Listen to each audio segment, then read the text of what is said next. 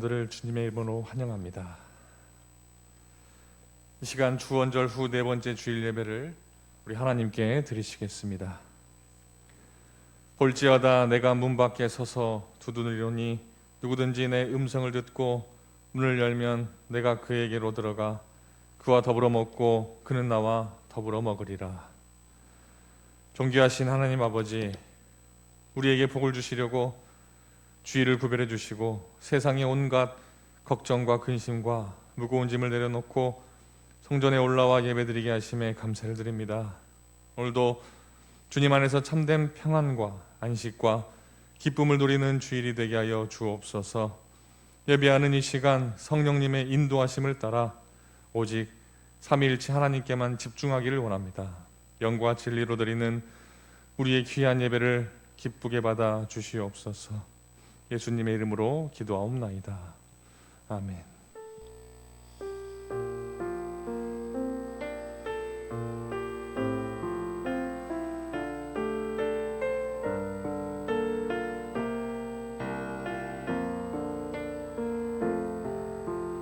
나는 하나님을 예배하는 예배자입니다.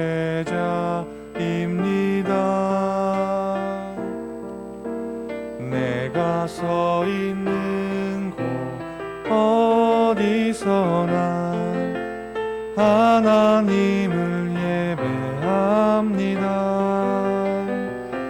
내 영혼 거룩한 은혜를 향하여 내 마음 완전한 하나님 향하여 이곳에서 바로 이 시간 하나님을 예배합니다.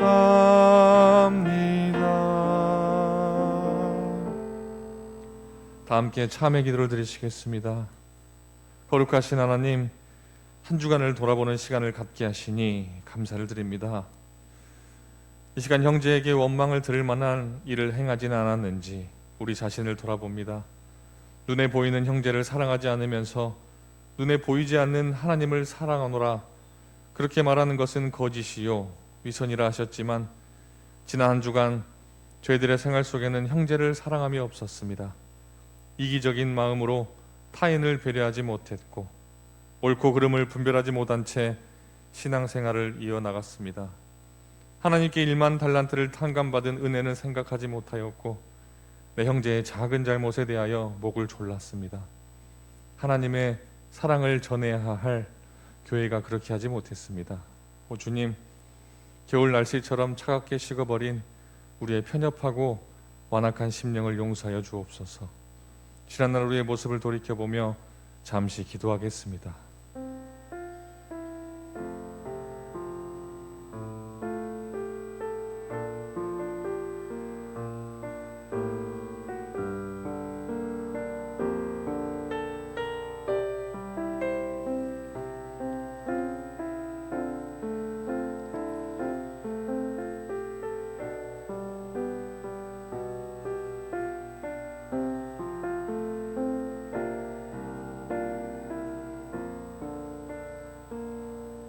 사제와 새 생명의 기쁜 소식을 들으십시오.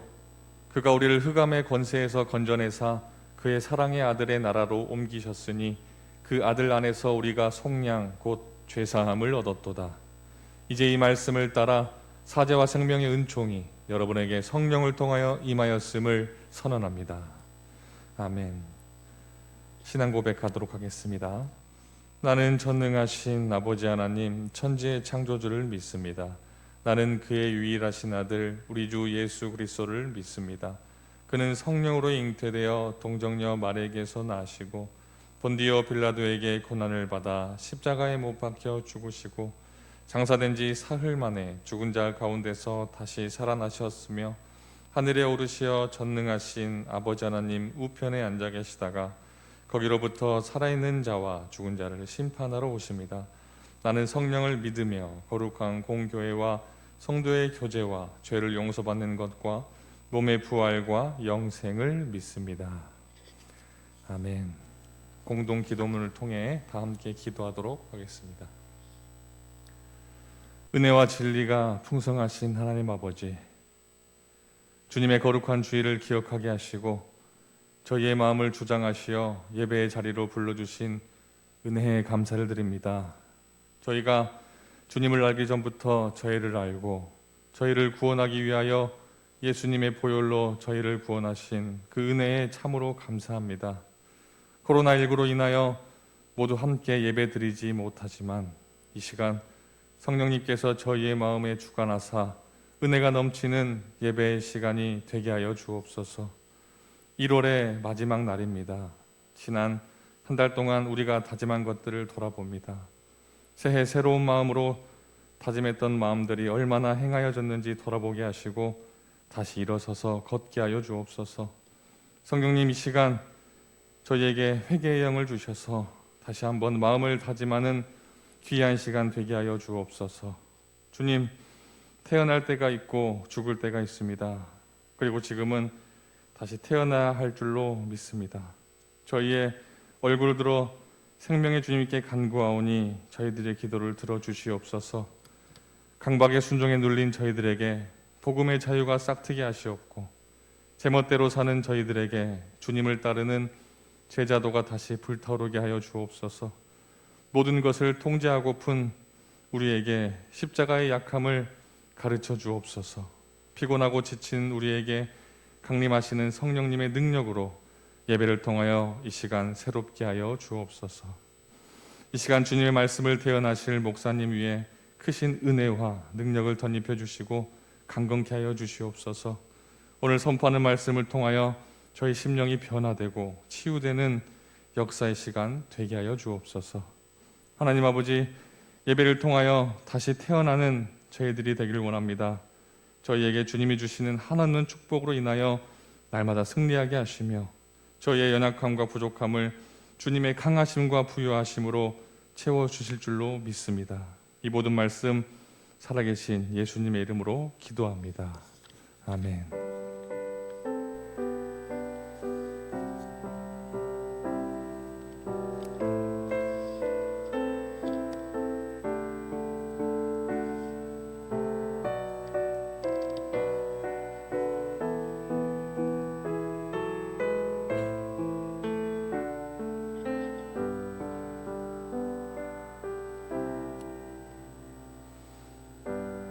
하나님께서 우리에게 주신 구약의 말씀 전도서 4장 1절로 16절까지 말씀입니다. 내가 다시 해 아래에서 행하는 모든 학대를 살펴보았도다. 보라, 학대받는 자들의 눈물이로다. 그들에게 위로자가 없도다. 그들을 학대하는 자들의 손에는 권세가 있으나 그들에게는 위로자가 없도다. 그러므로 나는 아직 살아있는 산 자들보다 죽은 지 오랜 죽은 자들을 더 복되다 하였으며 이 둘보다도 아직 출생하지 아니하여 해 아래에서 행하는 악한 일을 보지 못한 자가 더 복되다 하였노라. 내가 또 본즉 사람이 모든 수고와 모든 재주로 말미암아 이웃에게 시기를 받으니 이것도 헛되어 바람을 잡는 것이로다. 우매자는 팔짱을 끼고 있으면서 자기의 목만 축내는도다. 두 손에 가득하고 수고하며 바람을 잡는 것보다 한 손에만 가득하고 평온함이 더 나으니라. 내가 또 다시 해 아래에서 헛되는 것을 보았도다. 어떤 사람은 아들도 없고 형제도 없이 홀로 있으나 그의 모든 수고에는 끝이 없도다. 또 비록 그의 눈은 부요를 족하게 여기지 아니하면서 이르기를 내가 누구를 위하여는 이같이 수고하고 나를 위하여는 행복을 누리지 못하게 하는가 하여도 이것도 헛되어 불행한 노고로다. 두 사람이 한 사람보다 나음은 그들이 수고함으로 좋은 상을 얻을 것임이라. 혹시 그들이 넘어지면 하나가 그 동물을 붙들어 일으키려니와 홀로 있어 넘어지고 붙들어 일으킬 자가 없는 자에게는 화가 있으리라. 또 두 사람이 함께 누우면 따뜻하거니와 한 사람이면 어찌 따뜻하랴. 한 사람이면 패하겠거니와 두 사람이면 맞설 수 있나니 세 겹줄은 쉽게 끊어지지 아니하느니라. 가난하여도 지혜로운 젊은이가 늙고 둔하여 경고를 더 받을 줄을 모르는 왕보다 나으니 그는 자기의 나라에서 가난하게 태어났을지라도 감옥에서 나와 왕이 되었음이니라. 내가 본즉 해 아래에서 다니는 인생들이 왕의 다음 자리에 있다가 왕을 대신하여 일어난 젊은이와 함께 있고 그의 치리를 받는 모든 백성들이 무수하였을지라도 후에 오는 자들은 그를 기뻐하지 아니하리니 이것도 헛되어 바람을 잡는 것이로다. 아멘.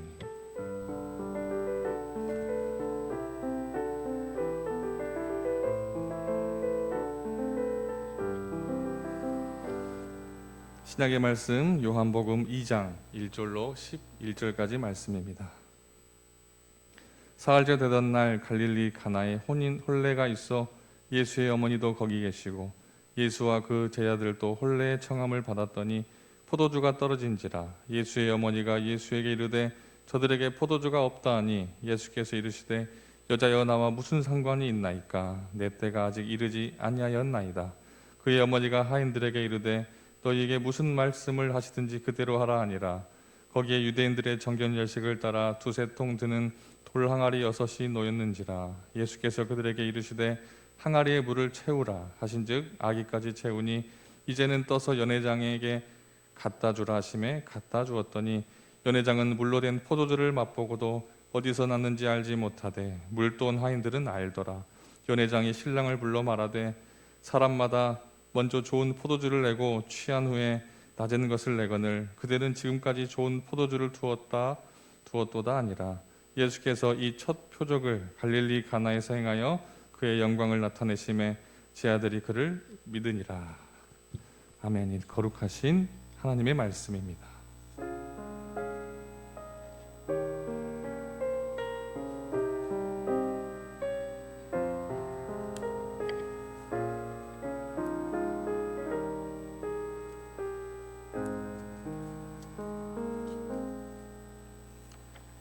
할렐루야. 오늘 또 1월 마지막 주일 이 예배를 통해서 하나님께 영광 돌리시는 중국의 모든 성도님들 되실 수 있기를 바랍니다.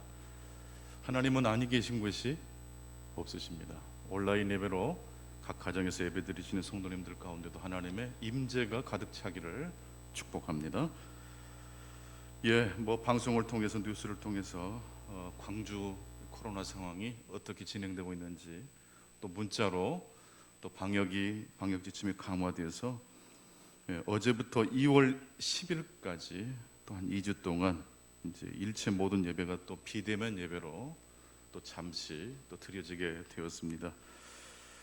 협력해 주시고 또 지난주일 20% 우리 성도님들과 함께 예배 드릴 때는 너무 좋았는데 또 이것이 사람의 뜻대로 되지 않는 것 같습니다. 계속해서 이 코로나에 위축되거나 또 코로나에 끌려가는 것이 아니고 이 코로나를 통해서 하나님이 주시는 또 귀한 보화가 있을 줄로 믿습니다. 감사일기 쓰기 운동 하루에 5가지. 특별한 감사 제목이 없는데 뭘 쓸까요? 전도서를 계속 읽고 묵상하는 분들은요 쓸 게 많아요. 인생은 무엇과 같다고 말씀하고 있습니까? 해별입니다. 순간입니다. 영원하지 않습니다. 그래서 오늘 내게 주어진 모든 일상의 삶이 새롭습니다. 감격스럽습니다. 나와 만나는 사람이 고마운 사람이고 나와 함께 해주는 분들이 하나님의 축복의 메신저가 될 수 있습니다. 인생은 무엇과 같다고요? 해별과 같습니다. 그래서 오늘 내게 주어진 모든 일들이 감사의 내용들이 될 줄로 믿습니다. 이번 주 이제 토요일이 되겠습니다. 우리 오병조 군 김정란 양의 결혼회식이 서울에서 있습니다. 우리 오병조 우리 군은 저희 교회에서 어렸을 때부터 교회 학교를 다녔고 또 청년 회장을 또 했고 또 열심히 봉사한 신실한 또 믿음 좋은 청년인데 이제 드디어 결혼을 하게 됐습니다. 멀리 서울에서 예식이 있기 때문에 또 코로나 때문에 많은 분들이 참석하지 못하지만 또 연결되시는 분들은 또 축하해 주시면 감사하겠습니다. 이번 주 저는 또 주례를 또 부탁해 와서 우리 곽다원 목사님과 함께 KTX를 타고 다녀오겠습니다. 조심조심해서 기도해 주시고 축하해 주시기 바랍니다. 이제 마지막 교회 소식입니다. 우리 강호균 목사님 지난주 말씀드린 대로 오늘 드디어 사임 인사 드리겠습니다. 지난 6년 3개월 동안 저희들과 함께 하나님을 우리 신실하게 섬겨주신 우리 강호균 목사님 너무 감사합니다. 순천 성북교회 참 좋은 교회입니다.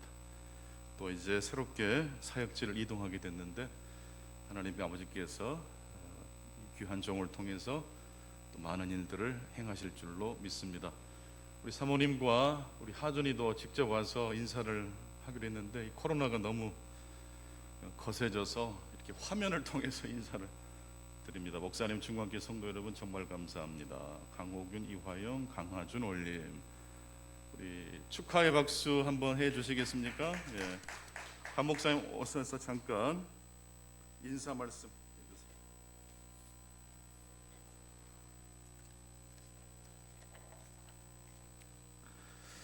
네, 안녕하세요. 강호균 목사입니다. 네, 사랑하는 충만교회 성도 여러분, 제가 충만교회에 부임한 지 벌써 6년하고도 3개월이라는 긴 시간이 흘렀습니다.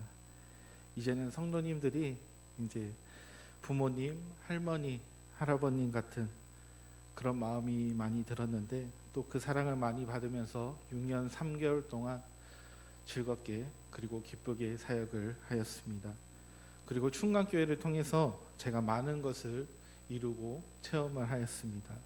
첫 전임 생활도 여기 충만교회에서 했고, 그리고 결혼과 아이가 생긴 것, 그리고 목사 안수를 받았고, 그리고 과분할 만큼의 사랑을 많이 받았습니다. 정말 감사합니다.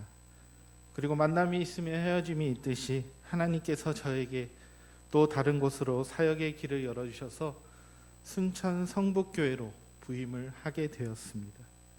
그곳에서도 우리 충만교회 성도님들의 사랑을 잊지 않고 열심히 사역하도록 하겠습니다. 사랑하는 우리 이재현 목사님과 그리고 장로님들, 그리고 충만교회 성도님들의 사랑을 잊지 않고 항상 기억하면서 열심히 사역하겠습니다. 감사합니다. 네, 감사합니다.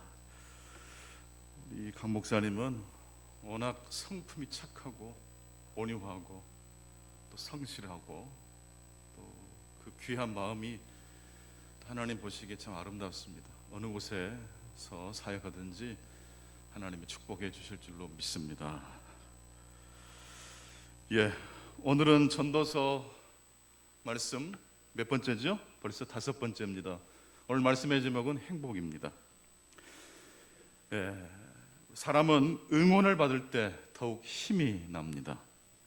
운동선수만 응원이 필요한 게 아니더라고요. 설교자 역시 응원을 받으면 훨씬 더 설교가 힘이 생기고 또 말씀에 성령의 기름 부으심이 느껴질 때가 있습니다. 설교자에게 가장 강력한 응원은 뭔지 아세요? 우리 성도님들의 얼굴이고 성도님들이 아멘 해주시는 겁니다. 지난 주일에는 50여 명의 성도님들의 얼굴을 보면서 올해 들어서 처음으로 설교를 제가 했습니다. 얼마나 좋았는지 모릅니다. 비록 자석수의 20%의 성도들이 모여서 예배를 드린 것이지만 예배 드리는 내내 이렇게라도 당분간 대면 예배를 지속할 수 있겠다라는 희망을 가지고 설교했습니다. 그리고 예배를 드렸습니다. 그래서 예배 드리는 내내 행복했습니다. 목사에게 응원이 뭐라고요? 성도님들의 얼굴입니다. 성도님들이 아멘 해주시는 겁니다. 하지만 이 기쁨은 불과 일주일 만에 해별이 되고 말았습니다. IM 선교에 소속된 그 TCS 국제학교 3군데에서 코로나 확진자가 무더기로 쏟아져 나왔습니다. 이 학교와 연관된 교회에도 그리고 다른 여타 기관에도 확진자가 계속 나오고 있습니다. 이번 일로 한국교회의 신뢰도가 어디까지 추락할는지 가늠조차 하기가 어렵습니다. 방역당국과 특별히 소상공인들에게 송구한 마음이 듭니다. 우리 강호기 목사님과 이제 마지막 석별회정을 나누려고 지난주일 우리 교육자들이 근처 식당에 가서 식사를 하는데 손님들이 없어요. 제가 목사라는 걸 아니까 그 일하시는 분이 저에게 다가오셔서 그러는 거예요. 이러면 안 되지 않냐고, 교회가. 너무 죄송하다고 말씀을 드렸습니다. 근본 코로나 사태를 보면서 들었던 생각이 있습니다. 인간은 왜 죄를 지을까라는 생각이 들었습니다. 성도 여러분, 인간이 왜 죄를 지을까요? 두 가지 이유가 있습니다. 두 가지 이유 때문에 죄를 짓습니다. 첫 번째로, 인간이 죄를 짓는 첫 번째 이유는 무엇 때문입니까? 무지 때문입니다. 무엇이 죄인지 모르기 때문에 죄를 짓는다는 것입니다. 로마서 10장 2절 말씀, 우리 화면을 보면서 같이 읽겠습니다. 내가 증언하노니 그들이 하나님께 열심히 있으나 올바른 지식을 따른 것이 아니니라. 왜 죄를 짓는다고요? 열정이 없었던 게 아니에요. 무지해서 그래요. 무지가 죄를 짓게 합니다. 올바른 하나님에 대한 지식이 없을 때 죄를 짓습니다. 신앙생활에서 가장 중요한 것은 하나님의 마음을 아는 것이라고 저는 생각합니다. 아버지 하나님의 마음을 읽어내는 것. 신앙이란, 하나님을 믿는 것이란 내 욕망을 하나님께 투사하는 것이 아니라 하나님의 마음을 품고 이 세상을 살아가는 것입니다. 하나님에 대한 무지가 죄를 짓게 합니다. 그리고 두 번째로, 인간이 죄를 짓는 이유는 어디에 있을까요? 둘째, 인간은 무지 때문에 죄를 짓기도 하지만 또 반대로 그것이 죄라는 것을 알면서도 어떻게 합니까? 죄를 짓습니다. 로마서 1장 32절 말씀을 함께 읽어보겠습니다. 로마서 1장 32절입니다. 시작. 그들이 이 같은 일을 행하는 자는 사형에 해당한다고 하나님께 정하심을 알고도 자기들만 행할 뿐 아니라 또한 그런 일을 행하는 자들을 옳다 하느니라. 분명히 이 같은 일을 행하는 것이 죄라는 것을 알았습니까? 몰랐습니까? 알았어요. 그런데 그렇게 하나님께서 이것이 죄라는 것을 알면서도 자기만 행할 뿐만 아니라 다른 사람도 부추겼어요. 그거 괜찮아.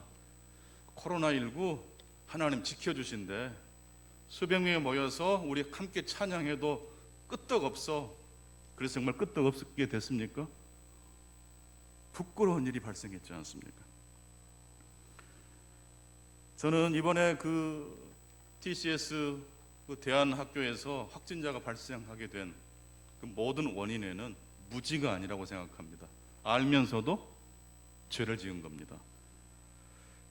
바로 이러한 알면서도 죄를 짓는 것을 가리켜서 존 프레임이라는 신학자는 바로 그것이 완고한 무지라고 이야기합니다.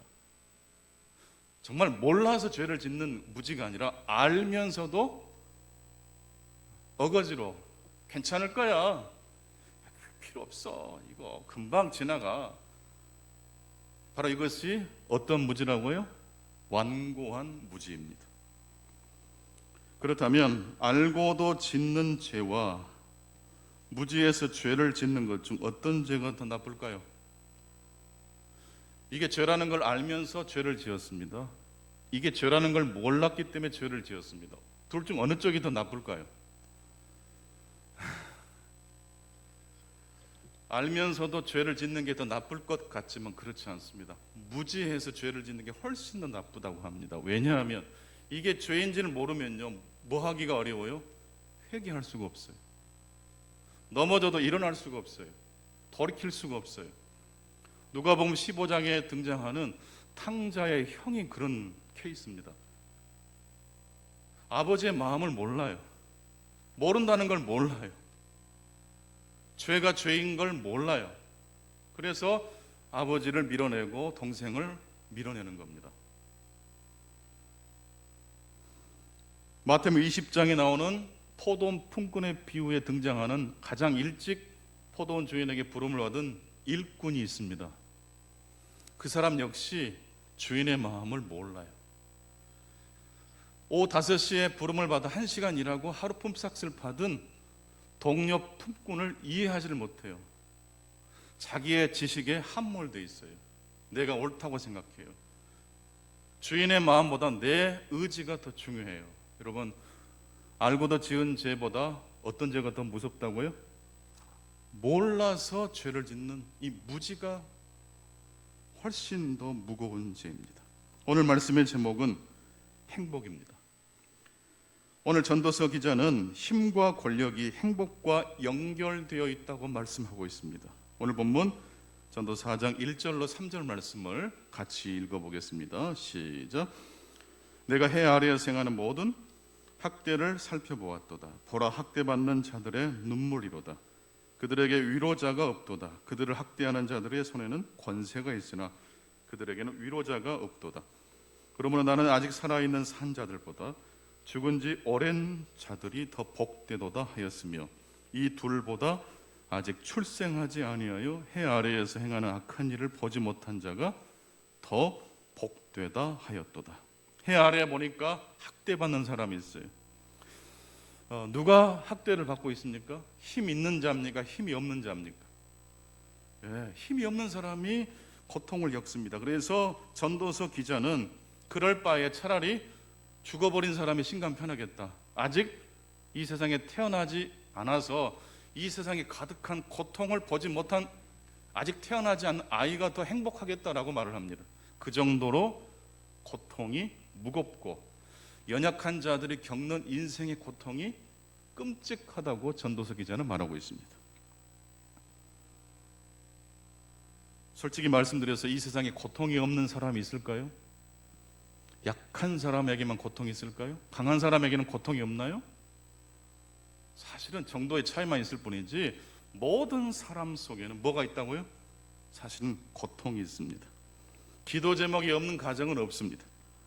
문제는 누가 더 고통에 취약한가입니다. 강한 자와 약한 자 중 모든 사람에게 다 고통이 있지만 강자와 약자 중 누가 더 고통에 취약합니까? 약자입니다. 약한 사람은 고통에 넘어져도 위로자가 곁에 있어요, 없어요? 없다는 거예요. 힘이 들고 고통스러운 일이 찾아왔을 때 나를 격려해주고 위로해줄 수 있는 사람이 있으면 이겨낼 수 있어요. 그래서 전도서 기자는 차라리 이 세상의 고통을 다 겪고 이미 돌아가신 분들이 복되도다. 험악한 세상에 아직 태어나지 않는 것이 더 복되도다. 이런 아주 수사적 표현을 하고 있습니다. 왜 우리들이 죄인 줄 알면서도 악착같이 돈을 벌려고 애를 쓰고 강한 자가 되려고 그렇게 애를 쓰는 겁니까? 여러분, 이번에 그 코로나가 터진 이 TCS 대안학교의 그 모든 문제의 원인 속에 뭐가 있는지 아세요? 돈 벌어서 더 힘을 길러서 뭐 하고 싶은 거예요? 장차 다가올 고통에 대비하고 싶은 거예요. 그 고통을 대비하고 고통을 이겨낼 수 있을 때에 비로소 무엇이 찾아오기 때문입니까? 행복이 찾아오기 때문이에요. 그렇다면 만약 권력과 부를 쟁취해서 강한 자가 되면 어떻게 될까요? 언제든지 고통에 대비할 수 있고 넉넉하게 문제를 해결할 수 있는 능력을 갖추면 더 이상 불행은 없는 걸까요? 본문 전도서 4장 4절입니다. 함께 읽겠습니다. 시작. 내가 또 본즉 사람이 모든 수고와 모든 재주로 말미암아 이웃에게 시기를 받으니 이것도 헛되어 바람을 잡는 것이로다. 강한 자, 약한 사람은 고통이 왔을 때 위로자가 없어서 쓰러져요. 반대로 강한 사람은 어떻습니까? 수고와 재주로 능력이 길러진 사람에게는 문제가 없습니까? 복병이 나타났어요. 가장 가까운 이웃 가운데 뭐 하는 사람이 있어요? 시기하고 질투하는 사람이 있어요. 예상하지 못했던 일이 벌어진 겁니다. 이제 좀 살만하게 되고 다른 사람이 부러워할 정도로 사업도 일궜고 명예도 좀 갖추었는데 갑자기 뭐가 찾아왔어요? 사람들이 시기하고 질투해요. 성공했지만 그래서 행복하지 않습니다. 시기하는 사람이 그를 호시탐탐 노리고 있습니다. 왜 이런 일이 벌어졌습니까? 내가 성공한 사람이 되었기 때문입니다. 내가 성공하면요, 누군가의 욕망을 자극합니다. 가족, 직장, 공동체 안에 라이벌이 생깁니다. 여러분, 승진하면 참 좋잖아요. 근데 승진하게 되면 어떤 사람이 내 옆에 있다고요? 시기하고 질투하는 사람이 있어요. 표현을 하지 않지만. 여러분, 저는 그래서 성경에서 가장 어려운 말씀, 우리 믿는 사람들의 순종하기 가장 어려운 말씀을 한 구절을 뽑으라고 한다면 저는 두말하지 않고 로마서 12장 15절 말씀을 선택할 것 같습니다. 로마서 12장 15절 말씀 같이 한번 읽겠습니다. 시작. 즐거워하는 자들과 함께 즐거워하고 우는 자들과 함께 울라. 간단한 말씀이고 순종하기 그렇게 어렵지 않은 말씀처럼 보이는 말씀인데요, 이 두 가지를 이야기하고 있습니다. 우는 자들과 함께 뭐 하라는 겁니까? 울어주라. 어려운 이야기는 아닙니다. 우는 자들, 고통을 겪는 사람에게 위로해 줄 수 있는 것 가능하죠. 근데 무엇이 어려울까요?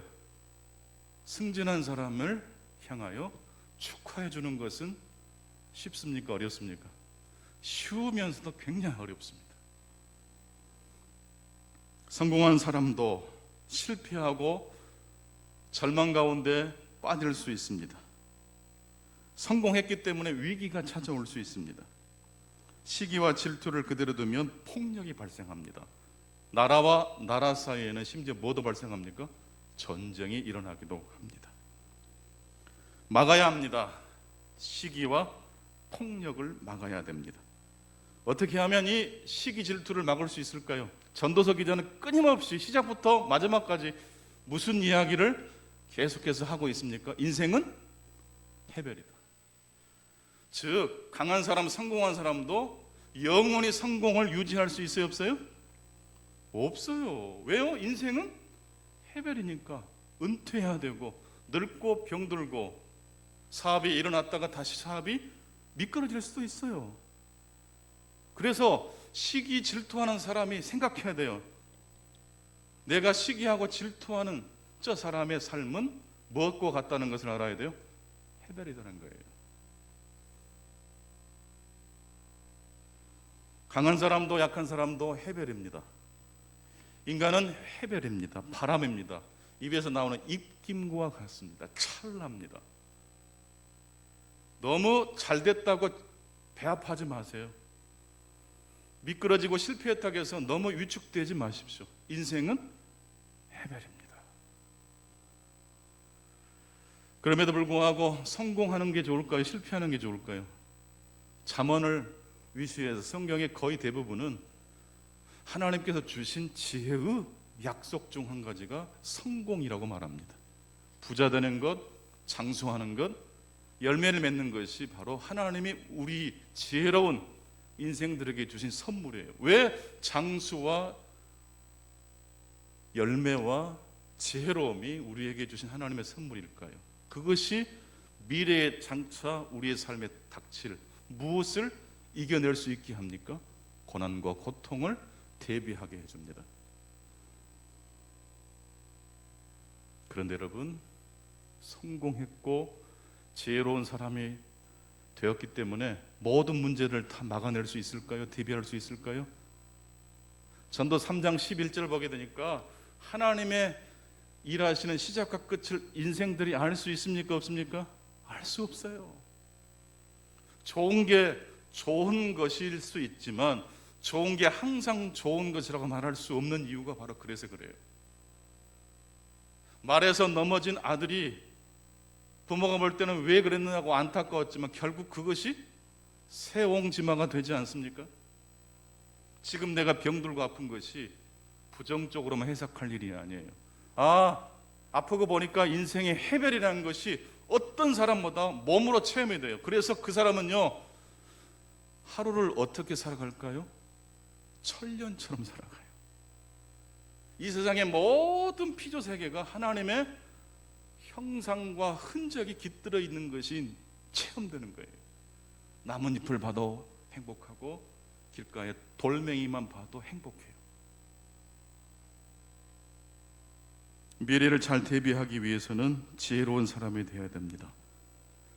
강한 사람이 되어야 합니다. 하지만 하나님께서 일하실 때 강한 것을 사용하실 때도 있지만 또한 약한 것을 사용하실 때도 있습니다. 그래서 우리는 항상 한 가지 방법에, 한 가지 지혜에 고착되기보다는 마음을 활짝 열어놓고 하나님의 많은 지혜의 가능성에 대해서 마음을 열어놓을 수 있어야 돼요. 그래서 오늘 전도서 4장 12절 말씀을 보게 되면 한 사람이면 패하겠거니와 두 사람이 맞설 수 있나니, 한 사람이면 한 가지 성공의 스토리만 가지면 인생의 문제와 예상치 못한 문제에 대해서 넘어지고 쓰러질 수 있어요. 그러나 한 가지 이상 다른 하나님의 지혜의 방법에서 마음을 열고 살면, 두 사람이 되면 어떻게 됩니까? 불행과 고통에 맞설 수 있어요. 그런데요, 미래를 그렇게 잘 대비하는, 그렇게 넉넉한 마음을 갖고 있는 지혜로운 삶은 그러면 완벽한 삶이 될까요? 한 사람보다 두 사람이 낫다.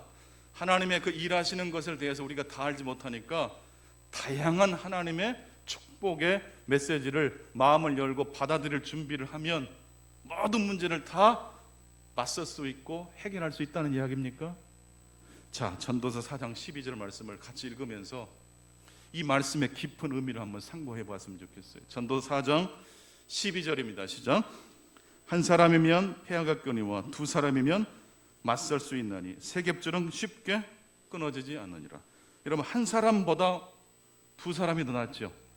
그리고 두 사람보다 몇 사람이 더 나을까요? 세 사람. 근데 전도서 기자는 세 사람이라고 그랬습니까? 세 겹줄이라고 말하고 있습니까? 세 가닥이 아니라 세 겹줄이에요. 새끼를 꼬듯이.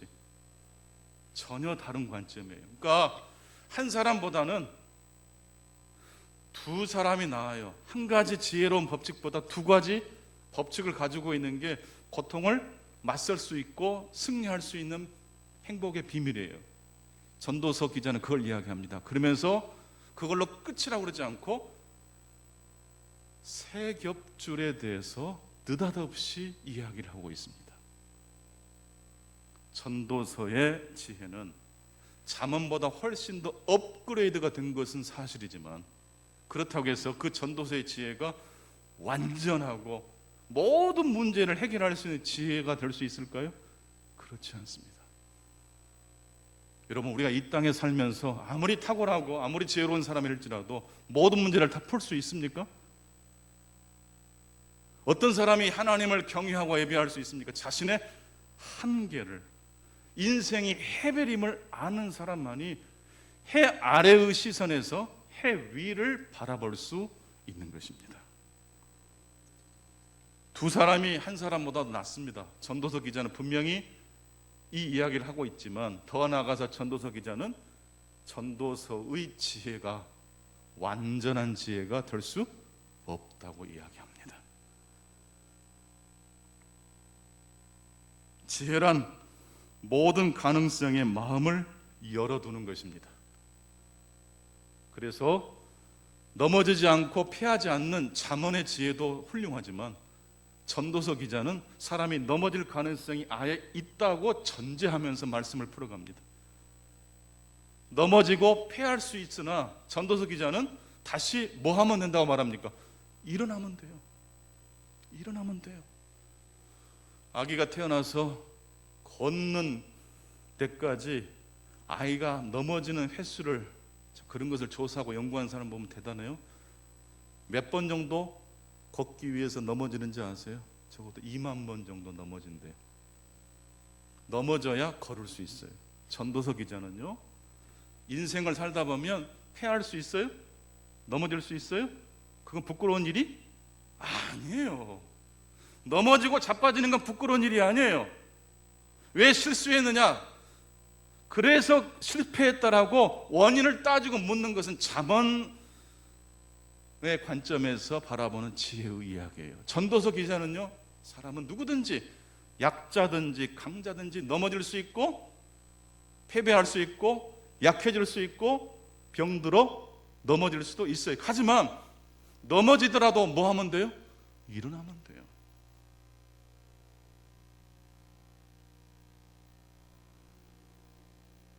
한 사람보다 두 사람이 더 낫습니다. 두 사람이 고난에 맞서면 고난을 돌파할 수 있습니다. 하지만 그 두 사람의 지혜는 완벽한 지혜는 아닙니다. 그래서 전도서 기자는 세 겹줄을 이야기합니다. 해 위를 바라보라고 말씀하고 있습니다. 전도서에서 말씀하는 행복이란 세 겹줄의 행복입니다.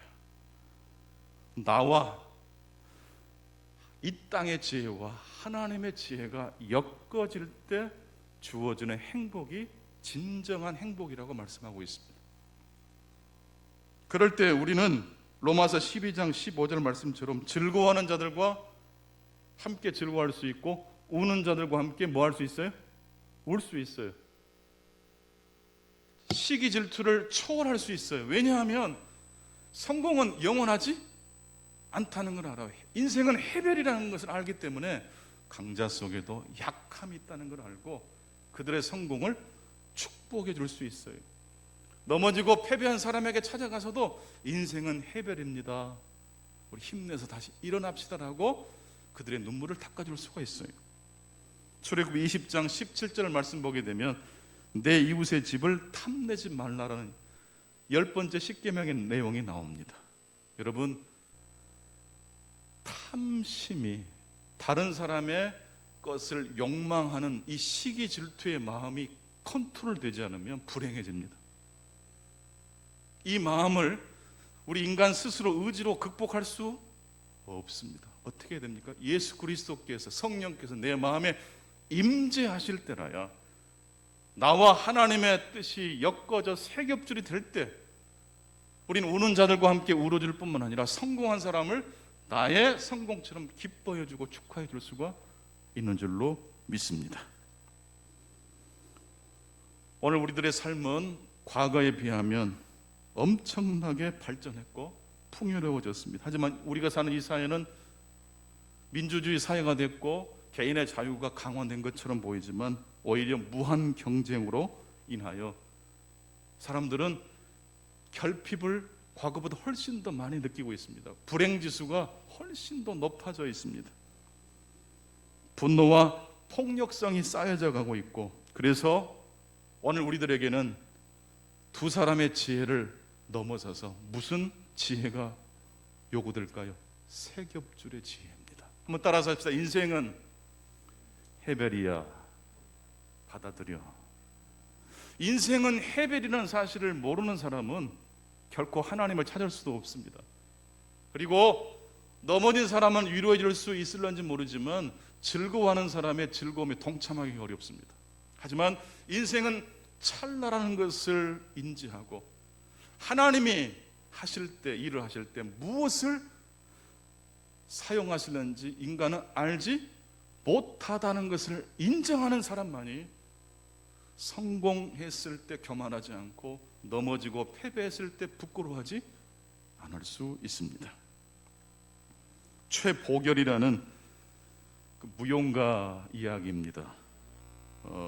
이분의 그 책을 읽다가 제가 너무 많은 감동을 받았어요. 이분의 그 삶 속에 세 겹줄의 지혜가 있는 것 같다는 생각을 했어요. 고등학교 그 무용 선생님으로 안정된 직장 생활을 하시다가 어느 날 정말로 내가 이게 하고 싶은 일인가 회의감이 밀려왔대요.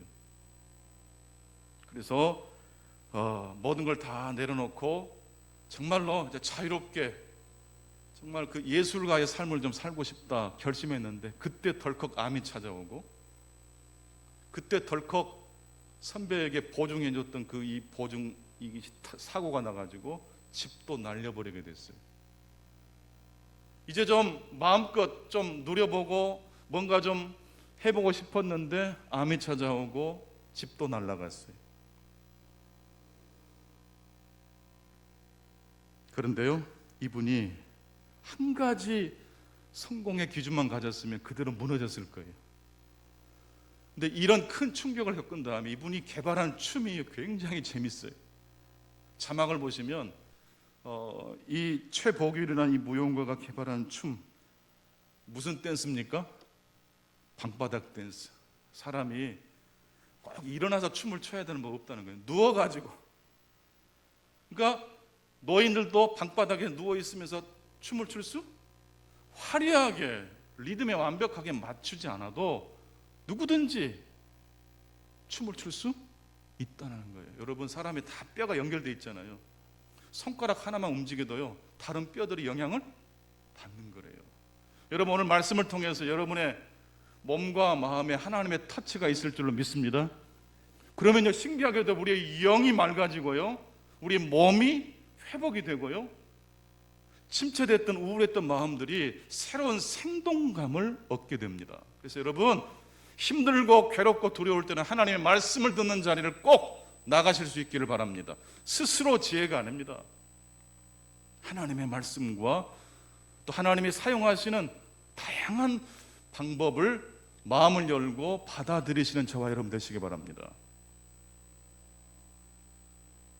더하기 빼기 춤을 또 개발하셨고, 비움과 체험의 춤이라는 춤도 개발하셨고, 마음의 먼지를 털어내는 춤도 개발하셨대요. 무대 위에서 공연했던 유명한 이 연주가가, 무용가가 이제 길거리에서 정말로 평생 가도 춤 한 번 춰보지 못하고, 나는 저렇게 격이 높은 예술가와 어떻게 어울릴 수 없을 거야 라고 생각했던 사람들에게 다가가서 방바닥 댄스도 가르쳐주고, 그래서 병든 사람이 회복이 되고, 절망 가운데 사로잡힌 사람에게 희망을 선사해주는 삶을 살고 계십니다. 최복유라는 분이 이런 말을 했습니다. 암도 나의 스승이었다. 나를 슬프게 한 그 선배, 집을 날려버리게 한 그 선배도 나의 스승이었다. 내 삶의 모든 순간이 다 무엇이었다? 스승이었다. 여러분, 세 겹줄이에요. 세 겹줄. 내가 가지고 있는 지식이만 머무르면 그대로 끝나요. 근데 하늘의 지혜와 내 삶의 지혜가 엮어지면 세 겹줄, 전혀 예상하지 못했던 하나님의 은총의 세계가, 구원의 문이, 회복의 문이, 치유의 문이 저와 여러분의 삶 가운데 열려지게 될 줄로 믿습니다. 김혜남 이 정신과 의사도 이 최복열 선생이 운영하는 이 댄스 모임에 가셨다가 춤을 추셨대요. 이분이 김혜남이라는 분인데 정신과 의사세요. 40대에 그 파킨슨 병에 걸려가지고 지금은 거의 아마 몸을 움직이지 못하실 거예요. 휠체어를 타고 이 최복열 선생의 그 춤 강좌에 참석을 하셨다가 이분이 춤을 추고 싶은 거예요. 김혜남 씨가. 그러니까 이 김혜남 씨를 보조해 주는 한 청년이 이 김혜남 선생을 업고 무대 위로 올라간 거예요. 어떤 사람이 춤을 출 수 있습니까? 몸매가 예쁜 사람? 건강한 사람? 리듬감이 있는 사람이 춤을 출 수 있습니까? 어떤 사람이 하나님의 축복을 누리고 받을 수 있습니까? 성공한 사람, 강한 사람만 하나님의 복을 받는 것입니까? 실패하고 넘어진 사람에겐 기회가 없습니까? 춤은 예쁜 몸, 젊은 몸, 건강한 몸에만 있지 않다. 슬픈 몸, 수줍은 몸, 괴팍한 몸, 주름진 몸, 고통스러운 몸, 아픈 몸, 기쁜 몸, 휠체어를 탄 몸, 어디에나 춤은 있다. 세 겹줄입니다. 여러분, 갈라디아서 2장 20절 말씀 마지막으로 함께 읽어보면 좋겠습니다. 이 말씀에 중요한 표현이 나와요. 내가 그리스도와 함께. 세 겹줄이 됩니다. 같이 읽겠습니다. 내가 그리스도와 함께 십자가에 못 박혔나니 그런 적 이제는 내가 사는 것이 아니요 오직 내 안에 그리스도께서 사시는 것이라. 이제 내가 육체 가운데 사는 것은 나를 사랑하사 나를 위하여 자기 자신을 버리신 하나님의 아들을 믿는 믿음 안에서 사는 것이니라. 오늘 하나님과 삼위일체 하나님과 댄스를 한번 쳐보면 어떨까요? 여러분이 기도하는 소문을 모으실 때 세 겹줄이 됩니다. 고정된 생각을 벗어나, 그래, 하나님이 어떻게 사용하실지 우리는 알지 못해. 더럽고 찢어진 것도 하나님의 손에 들려지면 춤이 될 수 있을 거야. 병든 몸도 춤을 출 수 있습니다. 휠체어에 탄 김연한 선생도 춤을 출 수 있습니다. 잠언의 지혜를 넘어 전도서의 지혜로 나아가십시오. 그리고 전도서 기자가 두 사람 그 너머에 있는 세 겹줄의 지혜를 가리키는 바로 그 지점에 나와 함께 춤을 추기 원하시는 예수 그리스도께서 계십니다. 기도하겠습니다. 하나님 아버지 감사합니다. 복되고 거룩한 주일 하나님 앞에 저희들이 나오게 해주신 것 감사합니다. 성공과 실패를 넘어서 세 겹줄의 평화, 세 겹줄의 지혜로 우리 한 사람 한 사람을 인도해 주시옵소서. 안진뱅이가 일어나 걸을 수 있었던 그 하나님의 말씀을 생각합니다. 가나마다가 현장에 잡힌 여인에게도 우리 예수님이 함께 춤을 춰주시니 새로운 길이 열렸습니다. 수가성 여인에게도 38년 된 병든 자에게도 우리 예수님이 함께 가셨을 때 세 겹줄의 평화와 축복이 임했습니다. 오늘 또 유튜브 온라인 예배를 통해서 각 가정에서 예배드리는 귀한 성도님들 가정에도 성령의 임재가 있게 하시고 하나님과 나와 믿음의 춤을 출 수 있는 복된 여정이 오늘부터 시작될 수 있도록 하나님 함께해 주시옵소서. 예수 그리스도 이름으로 기도하옵나이다. 아멘.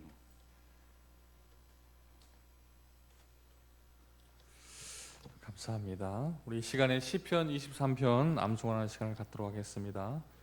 여호와는 나의 목자시니 내게 부족함이 없으리로다. 그가 나를 푸른 풀밭에 누이시며 쉴 만한 물가로 인도하시는도다. 내 영혼을 소생시키시고 자기 이름을 위하여 의의 길로 인도하시는도다. 내가 사망의 음침한 골짜기로 다닐지라도 해를 두려워하지 않을 것은 주께서 나와 함께 하심이라. 주의 지팡이와 막대기가 나를 안위하시나이다. 주께서 내 원수의 목전에서 내게 상을 차려주시고 기름을 내 머리에 부으셨으니 내 잔이 넘치나이다. 내 평생의 선하심과 인자하심이 반드시 나를 따르리니 내가 여호와의 집에 영원히 살리로다. 아멘. 이 시간 동원 찬송 부르도록 하겠습니다.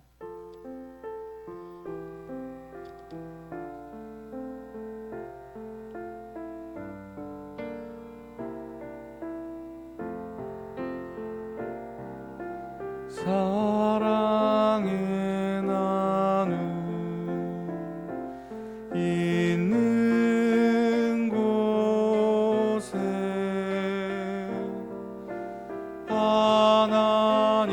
하나님께서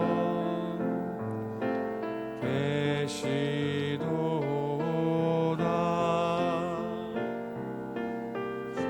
사랑의 나눔 있는 곳에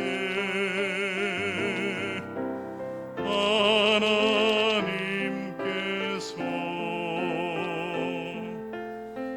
계시도다.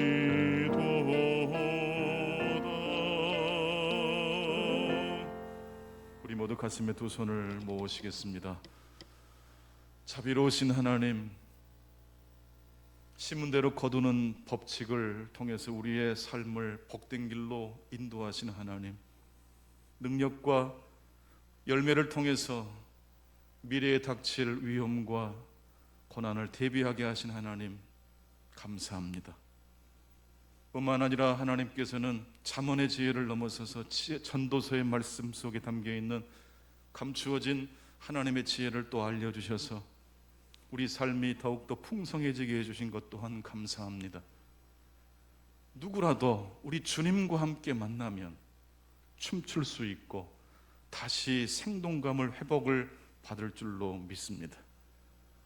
누구든지 주 예수 그리스도의 이름을 부르는 자는 구원을 받게 되리라 말씀하신 하나님, 그 말씀 그대로 오늘 주여 주님의 이름을 부르는 모든 이들 가운데 하나님의 감동이 있게 하여 주시옵소서.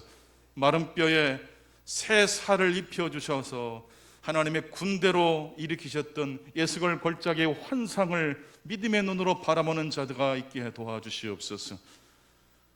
하나님께서 우리를 택하시고 부르셨습니다. 가장 좋은 길로 우리 모두를 인도해 주시옵소서. 내 욕심을 하나님께 투사하는 얕은 신앙이 아니라 하나님의 마음을 헤아려서 그 하나님의 마음을 품고 하나님의 지혜로 세귑줄의 평화로 이 세상을 힘차게 살아갈 수 있도록 도와 주시옵소서. 내 이웃의 것을 시기하고 탐내지 않게 하시고 우는 자들과 함께 울어주게 하시고 즐거워하는 자들과 함께 즐거워할 수 있도록 도와주시옵소서. 우리의 일터를 보호해 주시옵시고 이 코로나 이 어려운 때에도 하나님 우리 모든 우리 성도님들의 일터와 가정을 우리 자녀들을 우리 연로하신 성도님들을 보호하시고 인도하여 주시옵소서. 이제 새로운 사역지로 부름을 받고 나아가는 우리 강호기 목사님 가운데 함께 하시고 그 가정을 축복하시고 하나님께서 놀라운 은총으로 그의 앞길을 인도해 주시옵소서. 감사하고 예수 그리스도 이름으로 기도하옵나이다. 아멘. 지금은 우리 주 예수 그리스도의 은혜와 하나님 아버지의 놀라우신 사랑하심과 성령님의 교통하심이 오늘도 주의 말씀을 가슴에 품고 주여 말씀대로 내게 이루어지기 원합니다 고백하시는 모든 충광의 성도님들 가운데 그리고 이 나라와 이 민족 가운데 영원토록 함께 하시기를 간절히 축원하옵나이다. 아멘.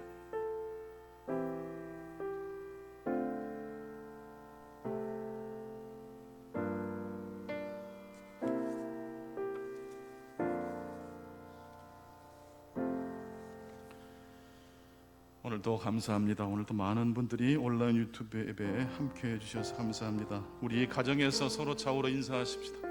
사랑하고 축복합니다. 서로 인사하고 한 주간을 힘차게 출발하겠습니다.